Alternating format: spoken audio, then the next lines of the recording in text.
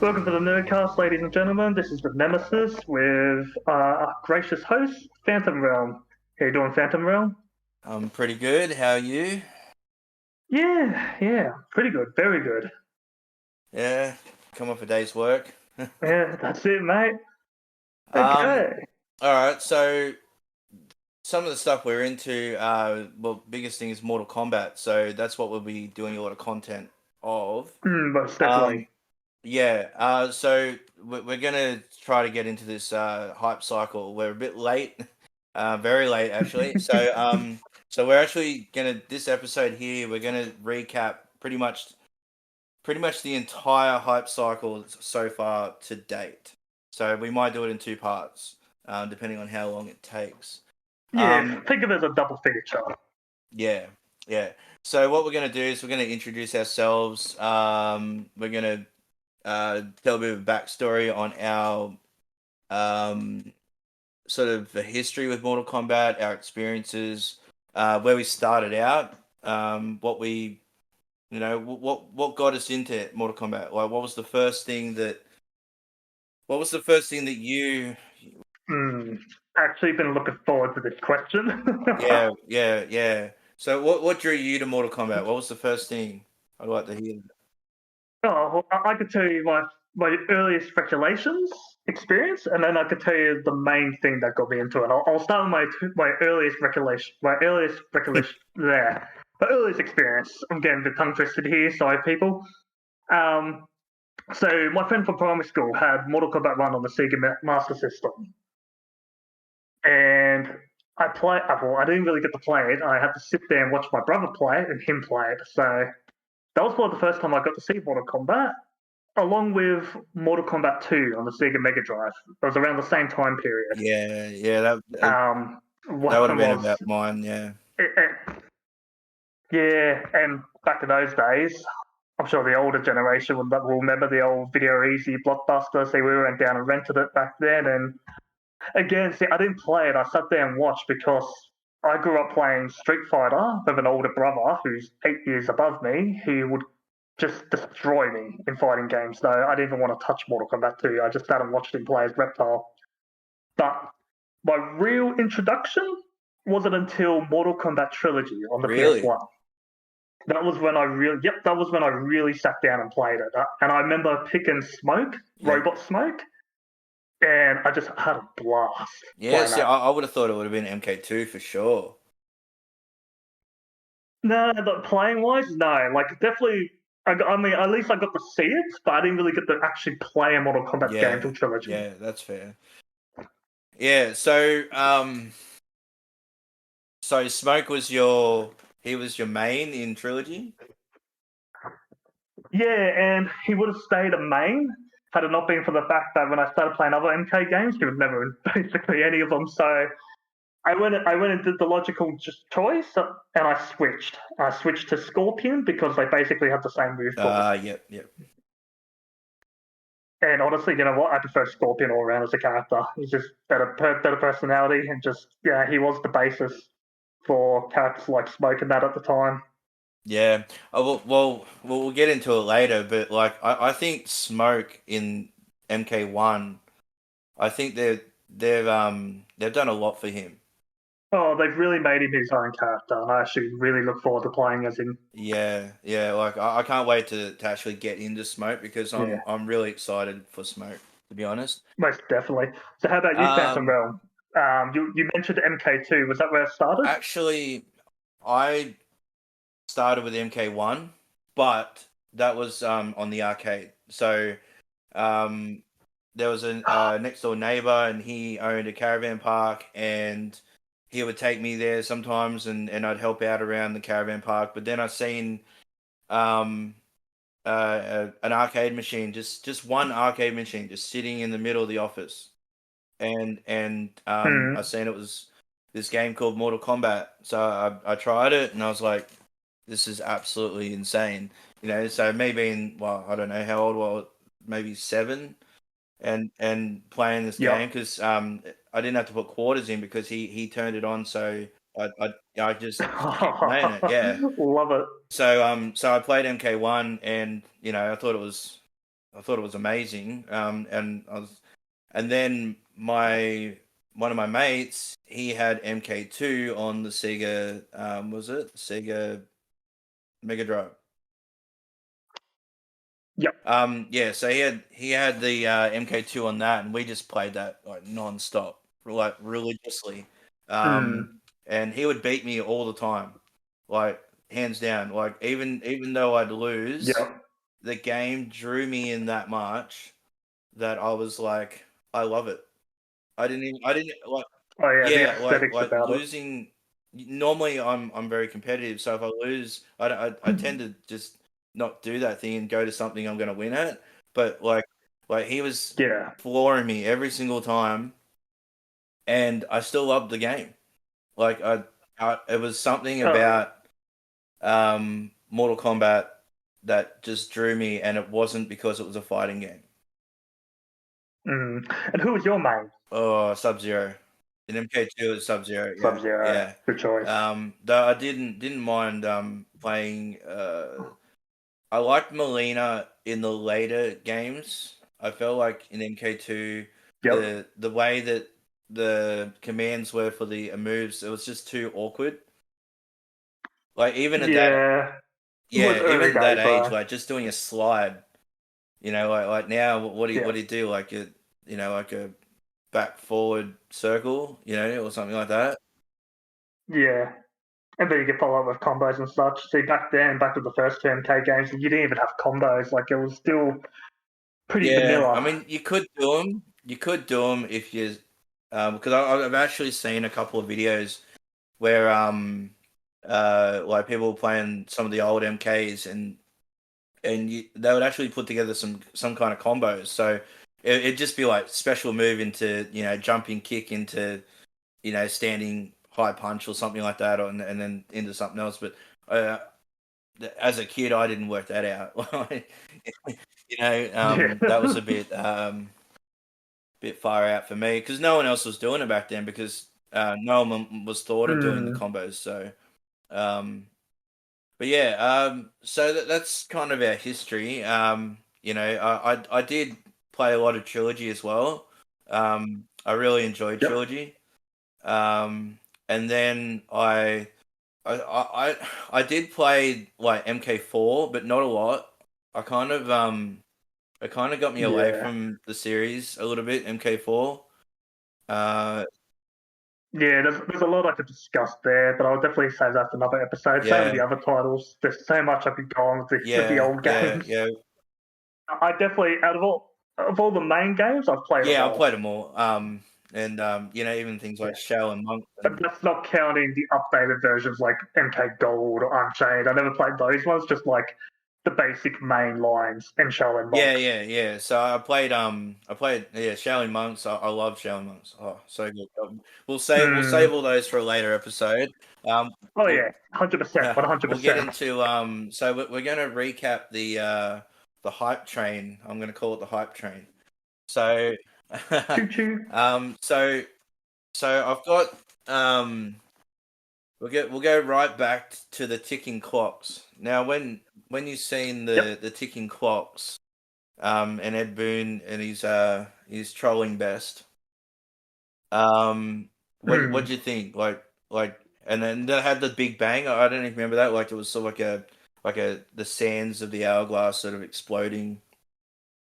Yeah, it was definitely for me 50-50 because it was also around the same time they were celebrating their, oh, excuse me, the 30th year anniversary. So I was thinking to myself, either a new game was coming or they're going to go back and do a HD remake of the original trilogy games or something like they once planned to do before they went with the reboot direction, or perhaps just a re-release of the original trilogy. It was hard to say because when it comes to a 30th anniversary, it opens up a lot of possibilities. I'm actually shocked that nothing happened with that 30th anniversary.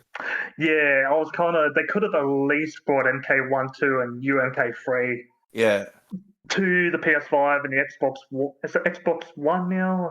I don't follow the Xbox yeah, releases, but the latest gen consoles, they could have at least brought them back like they did back on the 360 and the PS3. Like, Yeah, it well, would have did you been see nice. the high definition remake that they were doing? But I think it got scrapped because copyright thing or something. Yeah, you could have used different actors and everything. Mm, I remember that. That's when they went towards the part yeah, of the reboot. and that looked amazing. Like that was pretty much it looked It like did. the old games, just new, yeah, Just newer spruced up. graphics. Obviously newer Mm, animations and stuff like that too. So that yeah. would have been really cool to have a 1, 2, and 3 put together, or you could have just done a trilogy. Just a Yeah. re-release or a HD remaster trilogy. It would have been really cool. 100%. But that was a missed opportunity for sure, 100%. Um, Yeah. Yeah. anyway, so yeah, with the ticking clock, so you could have been anything at that stage. Did you Yeah. think it was going to be a reboot? Did you think they were going to reboot the series? Well, I mean, even now looking at the game, I mean, it's a sequel, but also kind of a reboot in a sense because it's a do-over. Yeah, Like it's a, I guess you can call it like a double-edged sword. When you look at what Liu Kane's done, but he's gone back in time and he's not so much. I shouldn't say go back in time, but now he's got the hourglass. He's hit the reset button, but instead made it even better. But by hitting a reset button, you're kind of also saying, yeah, we're rebooting it again, yeah, but we're still keeping it as a sequel. So that's the thing with time traveling. When that gets involved, it can get pretty confusing, especially trying to yeah. explain it. Well, this will lead into the next point, the announcement trailer. So, so Yeah, that pretty much told us that there was things were going to be different. Some things were going to be similar. So yep. obviously the first thing that we seen in the trailer was Liu Kang, and then he would go on with a big monologue um, how we can either choose to live in harmony or peaceful serenity or bloody strife. Now, I guess you could say you could choose your so destiny. does that sort of tell you that in the story we're gonna have a bit of choice? Yeah, I think it does. I think they're kind of playing that idea. But I also think if it doesn't go that route, that they might be just setting up in terms of the story of like, don't expect things to go you intended for it to happen. Mm, Because touching on with one of the future trailers, something I won't mention it now, but when we get to that part, something gets said which made me kind of scratch my head and go, okay, so no matter what they're trying to do to make things go good, the darkness, like evil, yeah, always rears its ugly head. Like, I think end of the day, like the Kane probably knows this himself. Like, yeah, you can make the timeline as good as possible, but you can't control everyone's fate. And I think that's kind of what that trailer was playing off. So they might give us the option, maybe a bit like at the end of Aftermath, where you kind of like you could choose this person or this person, but they might flesh that out more. yeah, yeah, and especially they got the cameos now, so they got to work those into the story somehow. Even though I've heard that Ed Boon said that they're not going to be part of the story, but then some are going to be part of the story. I'm so confused with that. I was Like, thinking that myself. Like you see one trailer where someone's ready to get a fight, and you see this person standing right behind them during the cutscene, and then you're like, okay, well that makes sense. That character's part of that group. And then you see one where it's like in another cutscene, and then you see a cameo of one character that's already a playable character. You're like, okay, well that makes zero sense. yeah, yeah, yeah. All right, well, yeah. So we got Sub Zero and Scorpion. So these were the characters. I'll just name them out. So these were Yep, the characters that were revealed in the announcement trailer. So we had Liu Kang, Sub Zero, Scorpion, Melina, Katana, Kung Lao, and Raiden. yep, So um, let's go with Sub Zero and Scorpion, brothers. They're brothers now. yeah. And the big change to Scorpion. Yep. Yeah. So I was 50-50 about that because I don't know about you, but when it comes to characters, normally when I pick a favorite, I lean more towards the personality than the gameplay. yeah, And personally, I loved Scorpion for who he was as Hanzo Hasashi, for what he went through, for his redemption, everything. Like, he had a great story as a character. yeah, Yeah, the dude was a badass. yeah. He was. Um, and then for the swerve to be Scorpion's now Kuai Liang, and that's nothing to take away from Kuai Liang. He's a great character as well, especially for what he went through in all the other previous timelines as the new Sub-Zero. But it feels weird saying Kuai Liang Scorpion. But I'm happy. I'm happy for that if they've written a little thing, and I hope this happens in the story where Liu Kang might bump into Hanzo Hasashi, and you see Hanzo living a peaceful life with his wife and kids, and like if we do just get that for like 2 minutes or like 10 seconds, I don't care. Then yeah, I'm more than happy for Kuai being Scorpion because then it just shows that like Hanzo finally got the good ending that he deserved. Yeah. I mean, But that might be the case, or they might have. There's a rumor that he could be one of the the secret um, final characters as someone else kind of as thing. someone else, or as a DLC character. Yeah, and I hope it doesn't go that route. Mm, To be honest, yeah, um, because but yeah, because that could be their code name, and then their real name is, we'll get to that.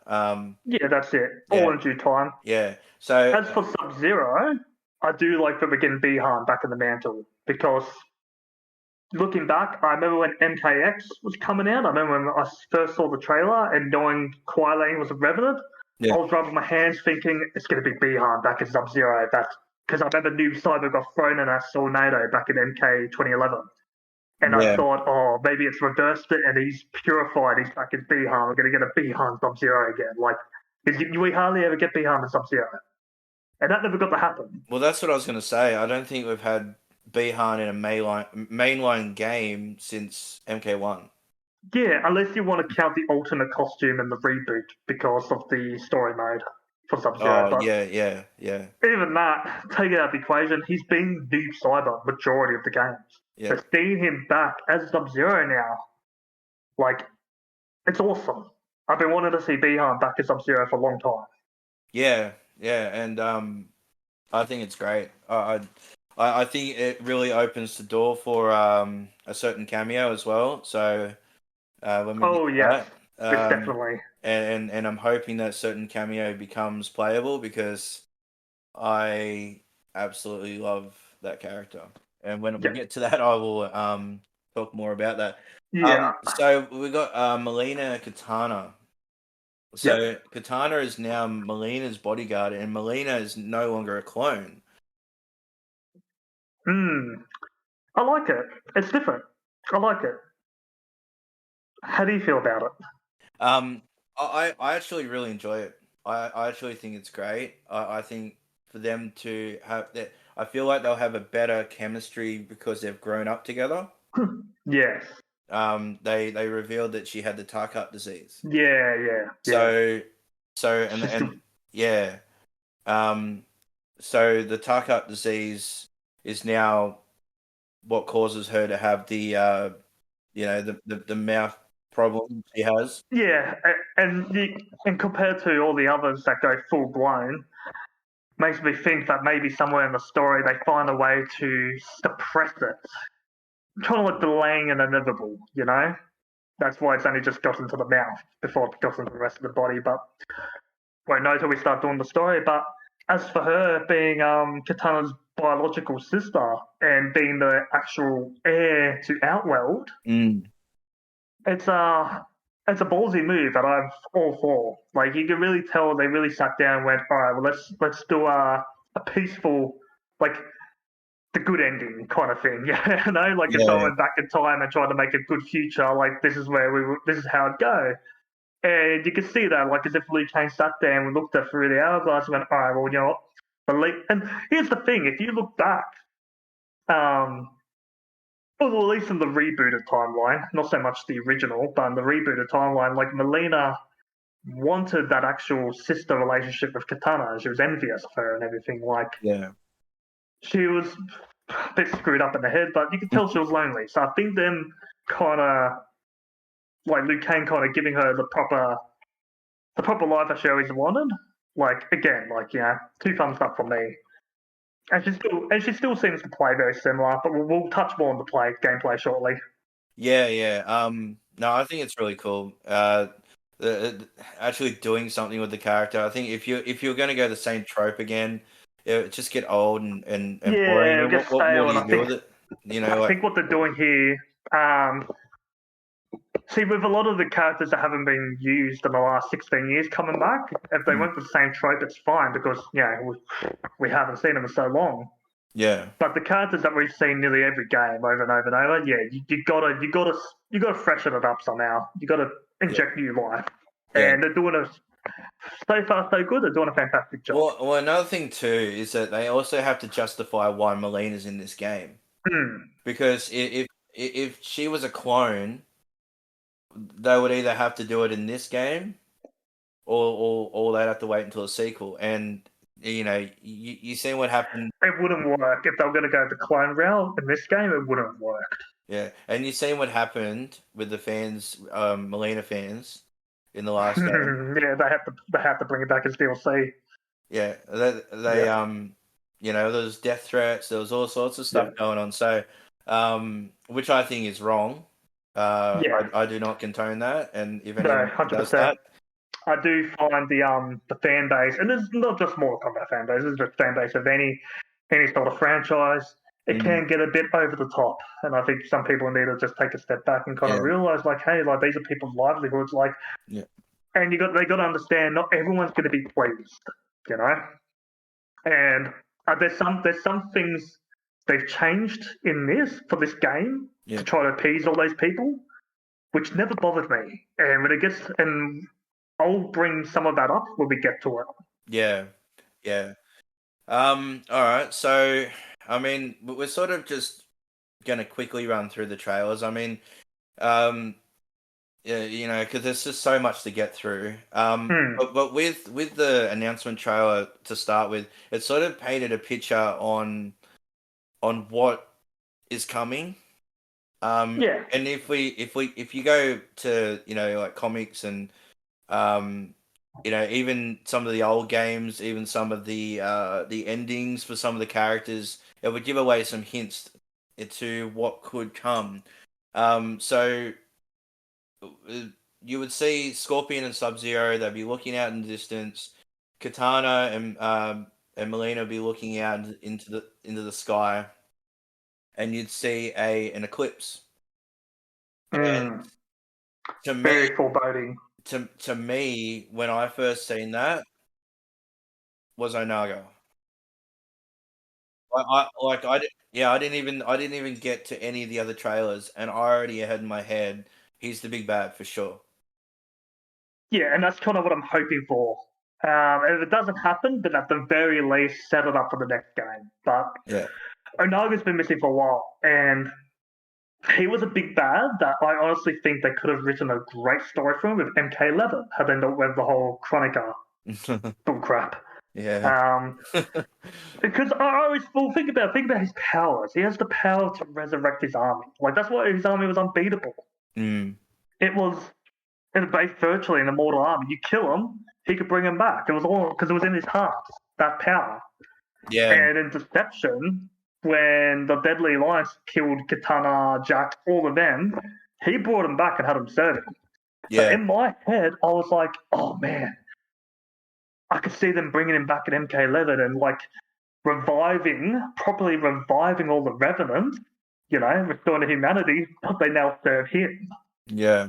You know, and then you've got Dark Raiden being Dark Raiden, and then you've got Kotal Khan who has to deal with the Dragon King coming back to take his throne. Like that would have been a way better way to go story, but we got what we got. But now this whole new rebooted timeline and the whole talk around the town is Liu Kang doesn't know. Like Liu Kang's pretty much covered all malefactors that could disrupt his peaceful timeline, but he can never count on this one person. Yeah. And the community is all speculated that this one person's Onaga because them two have never ever crossed paths. Yeah, never. Because in Deadly Alliance, he actually died Correct. before Onaga actually became a thing. Yeah. But people also seems to forget that his spirit was around a deception.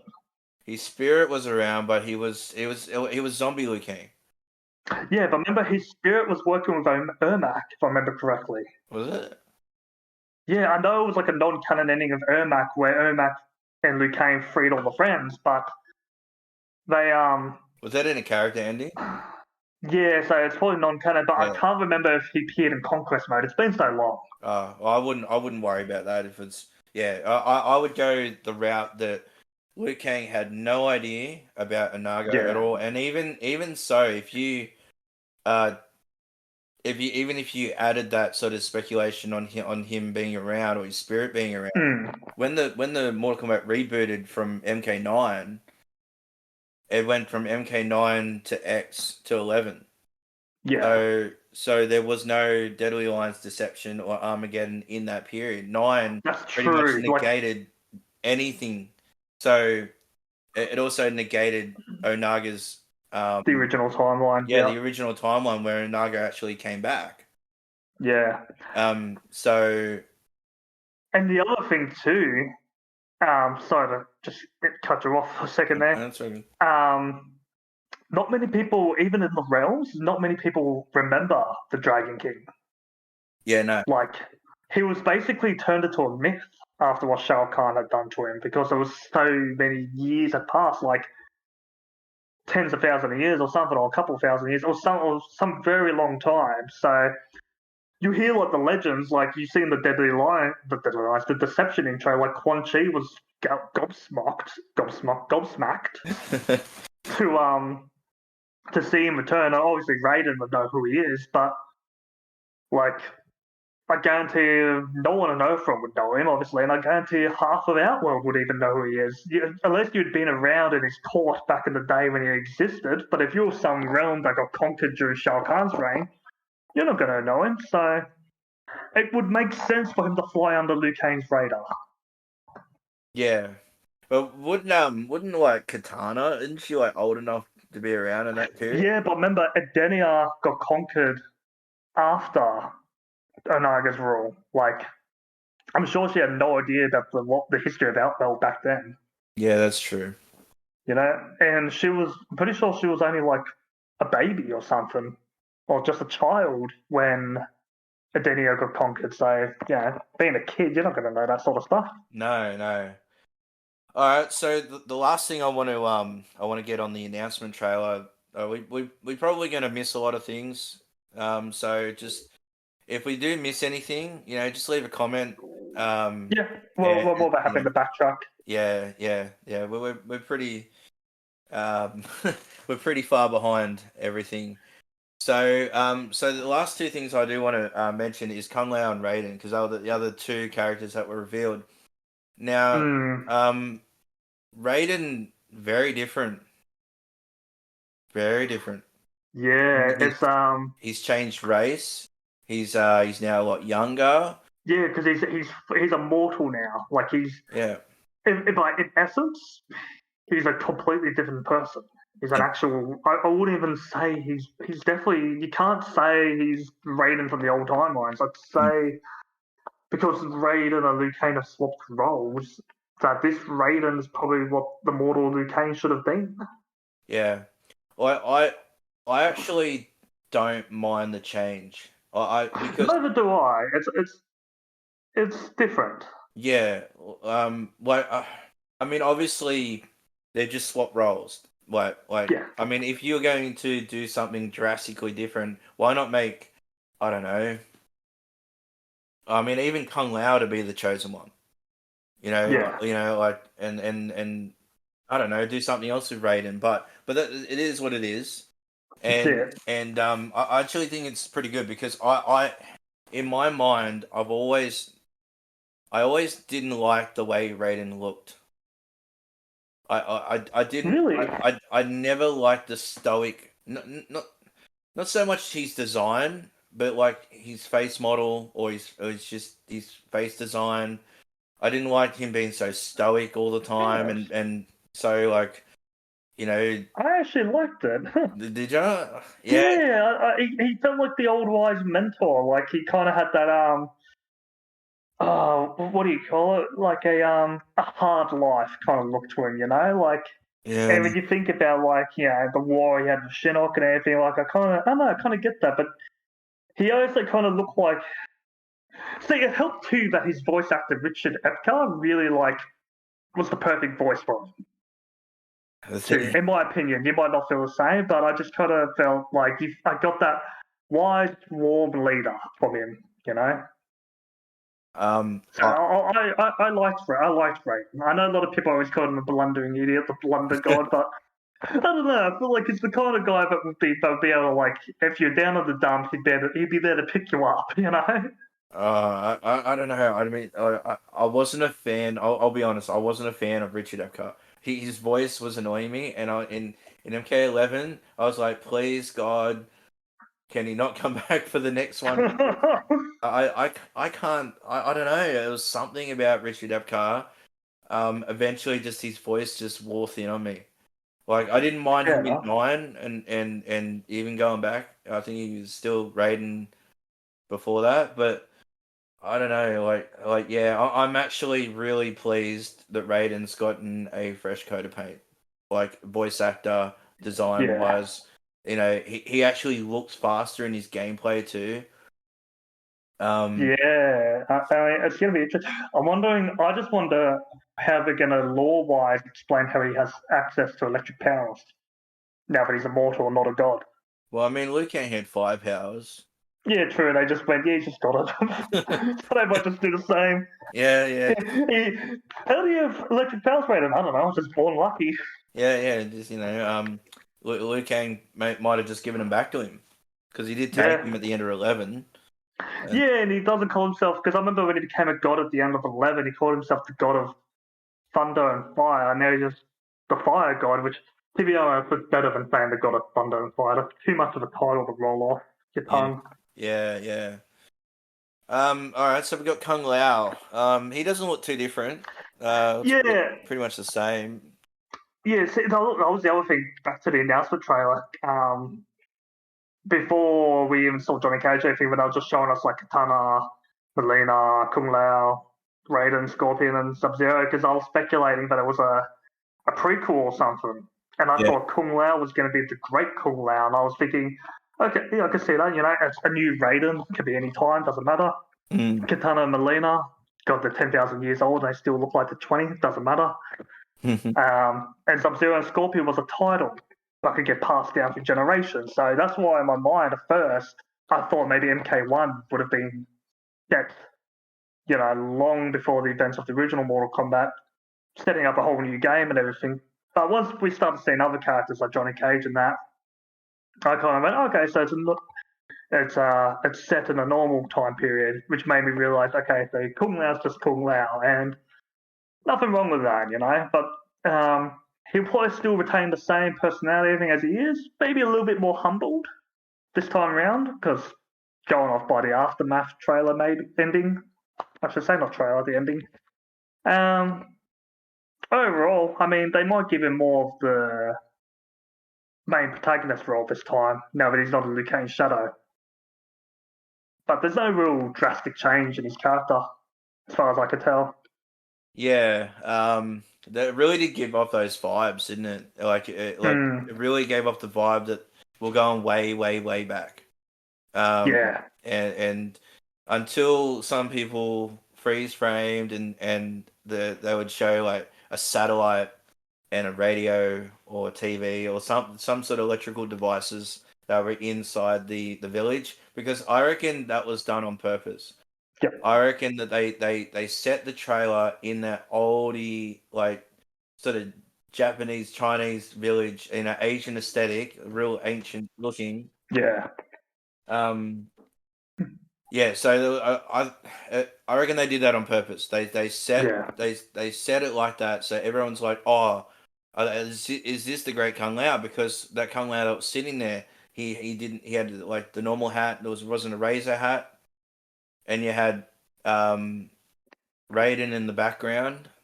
So and then the Liu Kang, and then Katana and Melina, which were all believable to be back in that time. Yeah. And then the gameplay trailer came out. So Yep, that was a good swerve. yeah, so that was like, nah, you can't have Johnny Cage and maybe Kenshi, I don't know, but you can't have Johnny Cage, way back then. I just couldn't. So Yeah, no, absolutely. That's when I knew. Once I saw Cage was in it, I was like, okay, that's step enough time. yeah, well, that's a good segue into the gameplay trailer because that was the next off the run of the hype.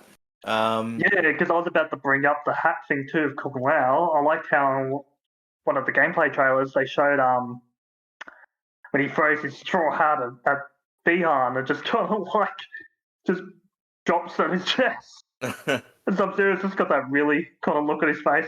And then he picks up the razor and throws it. And it's kind of like, oh, so this must be how Kung Lao comes up with the idea to create the razor hat. They call that the chakra, don't they? I think so. I think it's called. I didn't want to butcher it if I said it wrong. Yeah.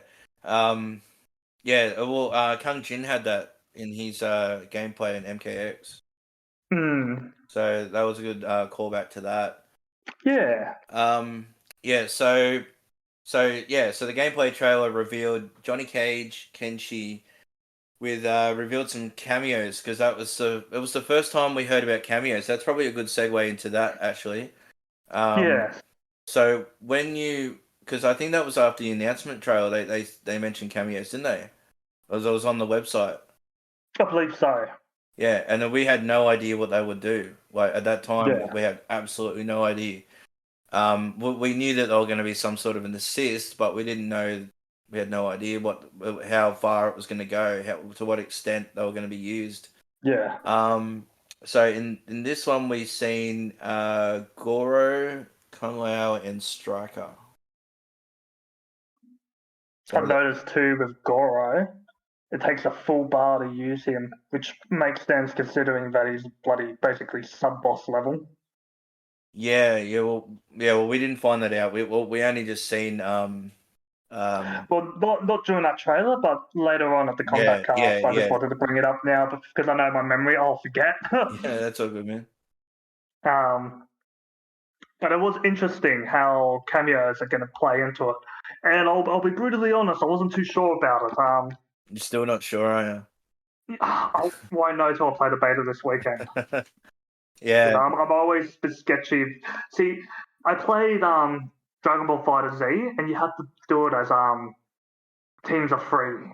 Yeah. And it wasn't something I was fully into, but then they eventually brought a mode where you could do 1v1, which was good. So then I was like, oh, good, I can switch to 1v1 at times. But then I'd get bored and go back to 3v, and I think I'm going to have the same kind of experience with cameos, where if I get an option to choose between cameos and non-cameos, I will most likely be going back and forth. Yeah. See, I don't think that that's going to be the case. I think we're going to be stuck with having to use cameos. Because they're our forward throw. They would have to actually put a different animation for when they change 1v1 to cameos. So it's a lot of work for developers for every single character. Same with the fatal blows and everything. Well, the fatal blows would just be shorter. Like you just wouldn't have your cameo. It would feel janky trying to edit it out. Yeah. So same with the fatalities and the Yeah, so they've been better. Well, the fatalities not so much because you just don't do your cameos fatality. You just do your fatality. But didn't they show up just like in the background or something when it happens? On the windscreen they would. Just the windscreen. Yep. Yeah. So that's what I'm thinking of. So you could just take the cameo out of that. It wouldn't be an issue. But the thing is everything else is so embedded, and it's not just that too. It's the way that they've designed the characters as well. Like they've given some characters sort of like a tool set, right? But then they've sort of they would not give them something. Like they wouldn't give him everything in their arsenal, you know what I mean? So like you might have a lot of zoning tools, but you might not have a lot of tools to be able to get in. Like Yeah. so then you would pick a cameo to complement that. So like maybe we've seen in a combat cast with Kung Lao where he can teleport, so he can grab you, teleport you to the character, and get you in, so then you can start doing some combos. Yeah. Whereas the might go the other way around, where you might have a character like say Johnny Cage, Yeah. that was shown off as well in the first combat cast, Yeah. and he has no zoning. So I've noticed that they removed Johnny Cage's projectiles and everything. yeah, That's what I wanted to touch on yeah. when I So was talking about the change from the mm, community. See, my theory is they removed, because if you notice too, with his shadow kicks and everything, they removed that green. I mean, he used to have that green energy when he'd do his kicks and his uppercuts. All yeah, that's gone. The projectile gone, and I get because no zoning, but I also think it's to do with the fans having a big, massive cry over the whole Johnny Cage being descended from ancient gods is the reason why he was able to beat Shinnok. And everyone had a wobbly attack and a whinge because Cassie was able to beat Shinnok. And I'm probably the only person who did not give a crap that Cassie beat him. Like, I kind of just went, yeah, fair enough, ancient god power. Like, I rolled with that. That didn't bother me. Okay.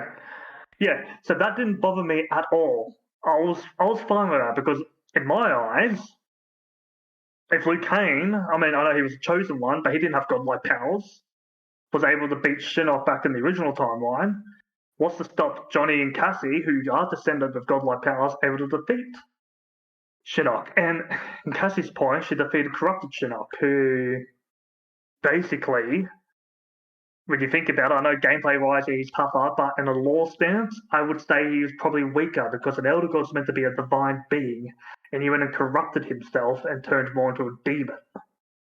So it's kind of like Dragon Ball Z when Majin Buu, who absorbed all these people, like Gohan and that, became Super Buu, became super powerful, and then reverted to his original form, Kid Buu, which was his last transformation, but was weaker. That's how I perceived it.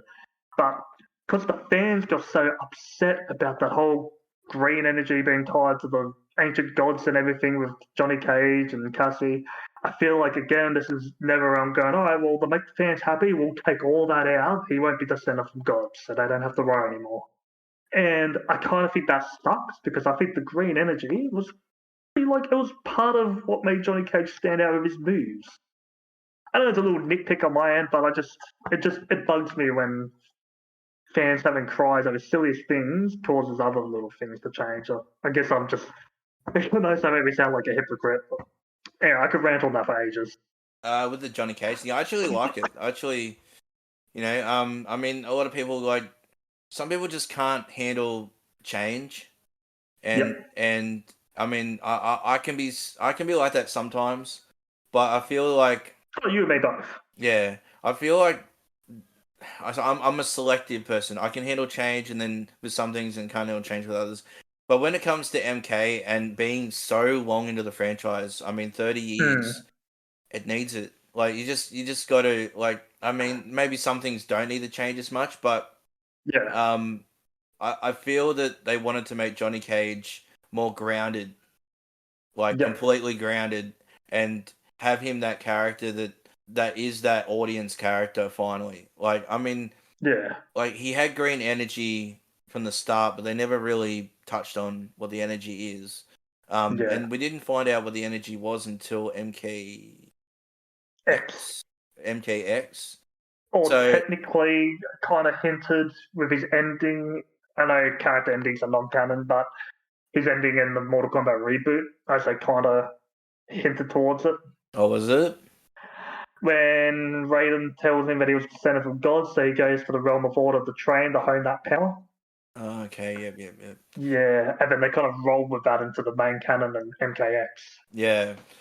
Well, I just want to shed my light on some cameo thoughts. Yep. What I think of it. I'm on the other coin. I was excited when I heard cameos.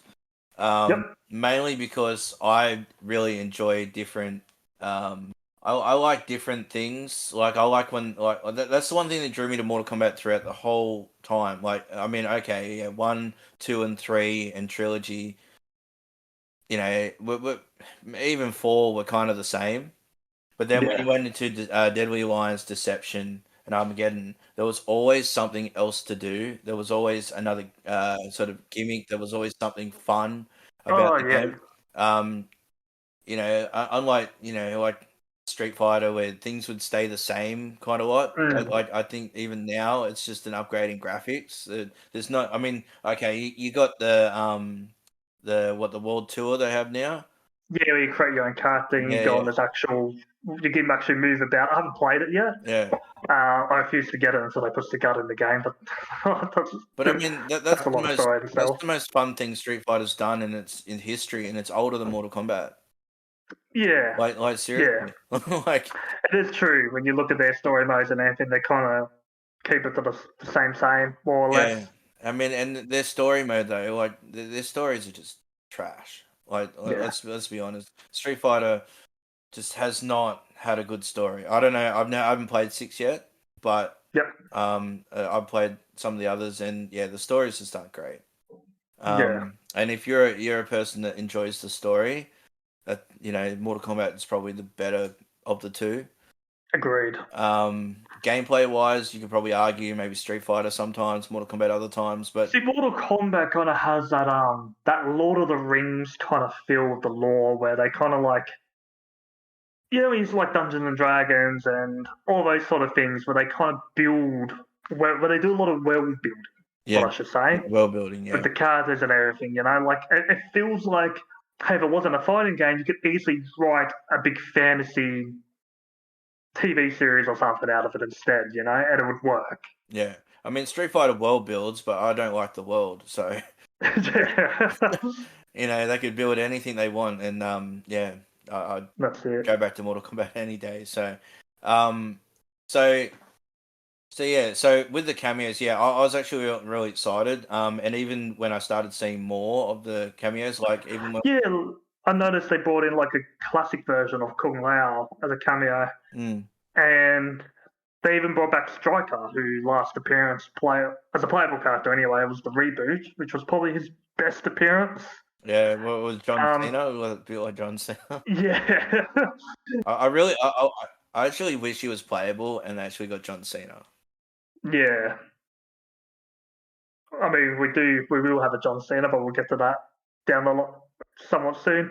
Um, but every time I see his cameo, the second I see him do a fatal blow, I just can't help but yell, "Stop resisting!" Yeah, Oh, it's funny too that they've gone with the original MK3 look. yeah, yeah, That was the one.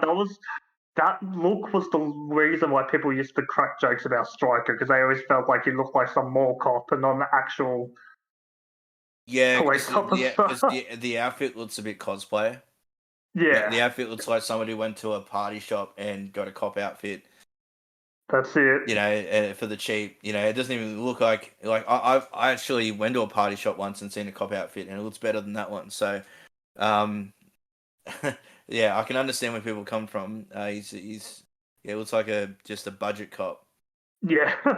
Um, um. but I always loved Striker. I mean, I loved him because he's just goofy and fun and funny, and Yeah. Now, and I'm glad he's I, back. same here. Now, I do want to touch on another trailer before we have to wrap up the episode, Yeah, and that's the Lin Kuei trailer. I think that's when things really started to heat up. Things started to get a bit spicy by showing us a bit more of the story. yeah. I'm actually really excited. And I still wasn't convinced.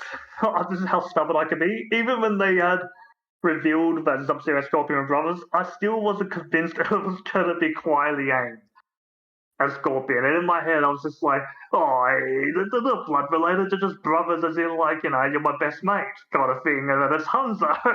Yeah, and I was theorizing in my head that Scorpion will leave and form the Shirai Ryu, but him and Bihan will have a falling out, which can still happen, just with Kuai Liang, but you yeah, never know. yeah. So Lin Kuei trailer. So I'll just name off the characters that were revealed in that trailer. So we had Smoke, we had Rain, and then our cameos was Cyrex, Sector, and we got to look at Scorpion and also Frost. So it was quite a jam-packed trailer. Yeah, and I saw a bit of the Scorpion cameo gameplay, and something he did stuck out with me, Was that the and it was when the he use, when he threw the rope? and he pulled you back for safety. You That's saw the that as well? Yeah, that's the one thing that I seen. I was like, the cameos are gonna be sick. Yeah, I saw Cameos that. are I was like, going to be amazing. that is an interesting way of utilizing his spear because we've always ever seen it as the usual offensive way of pulling your opponent towards. Yeah. But I thought, like, if they ever did a tag team mode, that would be awesome to be able to pull your partner out of the way. So when they did that as a cameo, I was like, that is sick. Yeah, it would hurt though. Imagine that. Oh yeah, anyone getting a spear in your back? Don't worry, mate, I've got charm bleeding. He must have like a special spear. You know, It's actually a magnet, just attaches to your belt. yeah, he's got like a bodysuit underneath, like it's full of metal or like a metal sort of plate Yeah, on the back. that's it. You'd have to. Well, why would you even ask for that assist? Yeah. um, moving along to seeing Rain come back. This time not as a DLC character, as an actual main cast character. Isn't it the first time he's ever been playable on a base roster? Because Yeah, I mean, like, take out Trilogy. no, but Trilogy is kind of like an old version of a DLC game, and Yeah, so is and Ultimate MK3. the only other time he was a main base roster character was the Mega Drive port of Ultimate Mortal Kombat 3, which Yeah, but I think that's the and I thing think the though. Super Like, Nintendo, but those were just ports. Like, but if we're talking original and its original pure form, yeah, this is it. Because it was DLC in Reboot, he was DLC in 11, and yeah, he was an unplayable character in MKX. yeah. I reckon it's great, and I like the. I mean, I know I keep saying I like things, but I do like. I'm being No, you honest. don't have to like things, mate. Yeah, I like what they've done with him actually here. like that he's a mage. See, I'm not a fan of, and this is probably going to upset a lot of people. I'm Oh, not. you didn't like his original story? No, no. Well, just in general, I'm not a fan of everyone being a ninja. Oh, right. I like Sub-Zero, Scorpion, and Smoke as the ninjas.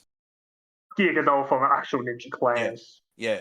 I like Reptile being. He doesn't have to be like the lizard reptile that he transforms into. I don't want Yeah, him being human, but he's a reptile. I like him being a reptile. I like Ermac being a demon looking character. yeah. You know, I like Rain now having his own identity as a mage, and Well, then you that got was the thing. This is what they've been trying to do for years, man. Like, yeah, was started to break away from them all being carbon copy ninja colors yeah, to them all being their own individual character. And yeah, I'm all for that. But I also think give an extra alternate bonus costume of a ninja base just yeah. to kind of make everyone happy, you know? Yeah, Because, that's not hard to do. You just whip up another costume. see. What people don't understand Yeah. is that they came from a time, or some people might understand it. I don't know, but Limitations with they the don't hard care. drive. Yeah, they came from a time with limitations. Like they Yeah, could, so they have to use telescopes. yeah, And, but yeah, they literally didn't have enough space on their hardware to yeah, cover different characters. that's So right. if they wanted a big roster, a big roster for that time, they had to Yeah, then say, okay, well, we're going to make another ninja, but we'll just change the color and give it some different moves. yeah. And the same with Melina and Katana. You know, the reason why they're twins is because they literally just had the palette swap them back in the day. Yeah. You know, and people don't understand that. People think, oh, well, that's how they should be because that's how they started. But I mean, if Mortal Kombat, 100% guarantee you, if yeah, NetherRealm Studios went, okay, we'll just keep them all as ninjas, people will cry saying, oh, they're all too much the same. yeah, but like You can't please everyone. but if that game was made, like say, oh, okay, Mortal Kombat 1 made in 1992. Yep. If that game was fast forward that 30 years, if that game was made in 2023, I bet you not. it'd be way different. Like you wouldn't have palette swaps. The characters would be what they are now.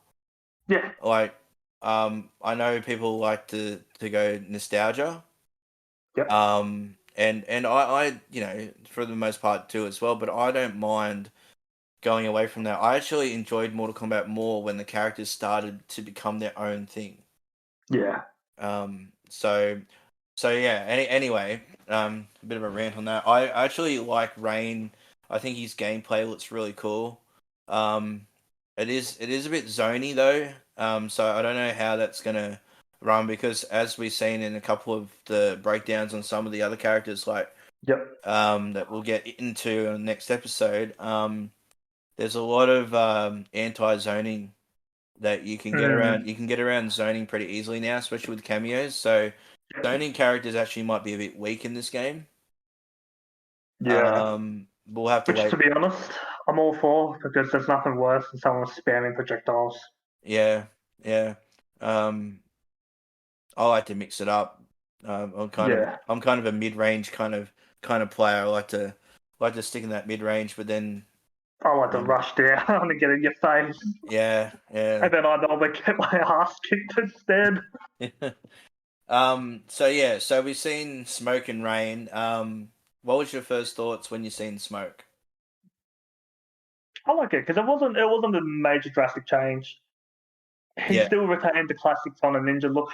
You could tell like they've aside from him having smoke like abilities, like he's probably the closest thing to a pure ninja out of the three of them. Yeah. Now. Yeah, for sure. You know, and you know what it reminds me of? I don't know if you ever played this game, but he reminds me of Ricky Murray from Tenchu, and that's why I love it. I've heard of it. I haven't played it, no. When you jump up when we're done here, Google Ricky Murray Tenchu, and you're gonna go, "Yep, I see the resemblance." Okay, so you don't mind him losing the long hair? Nah, it doesn't faze me too much. Yeah. I'm not worried about that. I mean, or some people. I think graphically, care. it helps easier for them when you think about it. Honestly. Yeah. I think it's fine. I think his design looks fine. I mean, I'm sure that there'll be alternative costumes, or there might even be some sort of gear, because that's another thing that I'd like to touch on once we get into a different trailer next episode. Yeah. Gear might be a thing still that they haven't really marketed it, but it might still be a thing. Right. So we got the Rain. So when you first seen Rain, he had this like monologue, rain will come down with daggers in the sky. He was talking about Liu Kang told you to come here to steal our secrets or something like that. Sorry, I'm paraphrasing. That's okay. I get where you're following. Yeah. So what was your first thoughts when you seen Rain for the first time? Were you shocked? Yeah, I guess so in a sense because he was a base roster character. Yeah. But I wasn't too phased. I was never that crazy of a fan, Rain. You know. Yeah. So I was just like, oh, cool, Rain's here. But I was like, oh, cool, he's base roster. You know. Yeah. It wasn't like some of the other characters that got revealed later on that made me go, like, hyped. Yeah. But he wasn't my favorite character. Sorry, you go. Yeah, no, I was just saying, but we do have a lot of Rain fans, so I can understand people being crazy for it. Yeah, well, I'm happy for I'm happy for any sort of fans to get their characters into the game. Yeah. It's one of those things. It's this is the best part of the game. Pretty much is the hype cycle. Obviously, getting the game is the best part, but like the hype cycle is always the fun part. It's who's gonna come in next? I mean, leaks have kind of destroyed that. We won't discuss leaks. No, we're not discussing leaks. Yeah. We do not want a thing to do about them. Even though because I'm an impatient bastard, I'll go ahead and look at all, but I won't talk about it because I don't want to spoil anything for anyone. Yeah, if someone hasn't looked at a leak, then we're not gonna talk about it. So don't worry. But I will say that whoever's doing it should go, because it just ruins it for so many people. And as much as you do get a bit edgy and like, oh, who's gonna be in it, imagine if these reveals came out and we did not know a thing. You know, like imagine like what was the last reveal? Astra, Smoke. Sorry, not Smoke. Astra and Havoc. Um, yeah, yeah, In the past. yeah, Astra and Havoc, and then imagine if they weren't on a, you know, it would have been so much better. Yeah. Oh, yeah. Definitely. But it is what it is, and so we'll move on to Oh, the. there's still a few more things I want to touch on that trailer I was while we just got the gonna go to the time. cameos, but yeah. It's just while it's in my head, then we'll discuss a little bit more cameos. Um, so there was two things. Well, Mm, one thing everyone speculated, but the other thing no one seems to be talking about. what's up? So first up, there's the voice. Everyone's been wondering who that mysterious voice that's speaking. Um, but the other thing that no one seems to notice are the stone soldiers that come charging at Scorpion in the trailer. And you know what those stone soldiers look a lot alike? Look a lot like to me? Onaga's Undead Army. Yes, from Deadly Alliance. Yep. And no one has said a thing, and it's making me think, is that Onaga's army? And then again, circling back to something to do with Onaga coming back, and I don't know, just it could just be a throwaway stone soldier trap thing, but it looked too similar to Onaga's army. I have a theory. My theory is well, I mean, I can't really say who the characters are because they haven't been revealed yet. Mm. We'll come to that when that happens. Yeah, What we'll do is but put a pin on that, and but once everything's revealed, we'll discuss your theory. well, I can still say the theory without. Okay. So whoever is whoever the mysterious voice is, has come to claim the army. And I reckon that whoever they are, they're pretty much there to take the army off Onaga. So they're going to use that to invade Outworld. Oh, for the rebellion. For the rebellion. So Yes. because That's a good theory. yeah, because you got a lot of players on the good side, but there's not a lot of players on the bad side. So they need a bit of an army. Yep. That's right. And what better than Onaga's army? Now Yeah. that means that Onaga probably won't turn up until the final act of the game. And if he turns up at all, he might even come in like a aftermath kind of DLC sort of thing. Yeah. Which is probably something they probably will do. And because they did that for 11, they probably thought, it probably sold well, they'll do it again. But I reckon that if Onaga doesn't turn up in the base game, he'll turn up in the DLC. I feel like that's such a waste to save him as a DLC villain when as a full game he'd be better as a villain. I know. We'll see what happens. The problem is that if he only turns up in the third act of the game, then he's a waste of a villain anyway. If he comes in the DLC villain, then he'll be there from the start because they would have already built up his army. They would have already built up his presence, and then boom, he's there. In that DLC story. So yeah, I think that's probably the route that they'll go. They'll build him up and lead that anticipation, and then they'll sort of tease him, and then they'll make the DLC story, and then he'll be in that. That's my guess.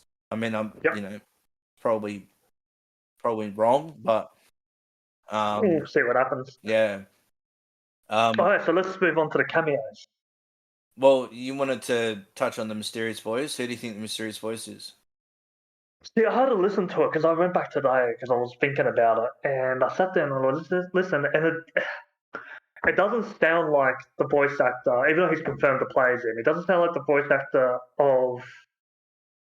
Should I say who it is, or should we keep it hush hush? Yeah. Well, we'll say who it is. Yeah, we'll say who it is. Okay, well, he doesn't sound like the voice actor of Shao, and who, even though everyone knows he's going to be in it, but we haven't seen him yet. A little bit, but he doesn't. It's hard to say. He sounds a little bit like Garrus, but I'm pretty sure that was. Do you know what? What if it's Shang Tsung? I don't think Shang Tsung sounds like that. Yeah, but I don't know who Shang Tsung's voice actor is, or it could be maybe there's another character that everyone knows is going to be in it. We just haven't seen him be properly revealed yet, and that's Reiko. And I thought maybe it might be him, Could be. but I don't know. We'll just have to wait and see. Honestly, I actually think it's Shao. I'm hoping because it might make sense for him to be there while his other army's doing his other crap in Outworld. Yeah. Yeah, it can't be Onaga. It's not him. It's not. It's definitely not. That'd be too crap. And I don't see Reiko sounding like that. And it's already been debunked that it's not Garrus. Yeah. And then also, what was the other one? Shang Tsung. Yeah, I don't see Shang Tsung having a voice like that. Like, I just don't see it. And if he has a voice like that, then Shang Tsung sounds like a weirdo. I kind of wish Kari Tagawa would reprise him again, but I think that was just a one-off special. Oh yeah, Kari Tagawa. Yeah. Tagawa, sorry. Yeah. I know you're. Which was a shame because he is Shang Tsung. Yeah, he pretty much embodies Shang Tsung. Like he is Shang Tsung. Go into the cameos. So we had Cyrax, Sector, Scorpion, and Frost. So I was pretty stoked to see them back. It's kind of bittersweet because I kind of like Cyrax and Sector to be playable. Yeah. But at the same time, you got to understand where the story's going. Yeah, it wouldn't make sense for them to be in the actual story. Why would Liu Kang write a peaceful timeline but still allow the Lin Kuei side initiative to occur?